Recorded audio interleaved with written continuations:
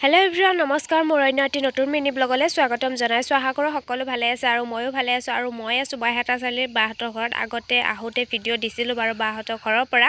মই যোৱাকালি আহিছিলোঁ বাহঁতৰ ঘৰত আৰু অহাৰ ভিডিঅ' নিদিলোঁ যিহেতু বাৰ শহুৰ দেউতা ঢুকাইছে তো মোৰো দেউতাই হয় তো তেখেত ঢুকাইছে কাৰণে মই আহিলোঁ আৰু যোৱাকালি হৈ গ'ল 10 দিন আৰু মোৰ মাতটো একেবাৰে ভাঙি আছে যিটো মোৰ চৰ্দি হৈ আছে মানে আজিকালি ইমানেই বেছি বেমাৰ হৈ থকা হৈছে বহুত বেছি অশান্তি লগা হৈছে তাৰ পাছতে এয়া কাম বন কৰি কিছুমান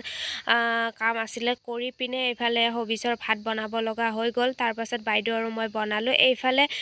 এই ফুলটো চিনি পাইছেনে এই ফুলটো আমাৰ পিনে আকৌ বকফুল বুলি কয় আপোনালোকৰ ফালে কি কয় জনাবচোন এয়া হৈছে বা পুৰা চাফাই কৰাত লাগি গৈছে এইফালে পেণ্ডেলৰ কাম হৈ গ'ল এইফালে আকৌ মই ৰ'দ পাই অকণমান বহি আছোঁ ৰ'দটো ইমান নাই বাৰু ঠাণ্ডা লাগিছে অকণমান বহি আছোঁ তাৰ পাছতে ভাত পানী খাই মেলি আমি আহিলোঁ বাইহাটা চাৰিআলিত মানে অকণমান মানুহ মাতিবলগীয়া আছিল তো বা আৰু মই আহিলোঁ মাতিবৰ কাৰণে আৰু এইফালে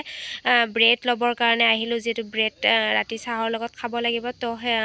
ল'বৰ কাৰণে আহিলোঁ আৰু এইফালে অকণমান কিবা কিবি খাই আমি ঘৰলৈ বুলি উভতিলে আজিলৈ ইমানেই।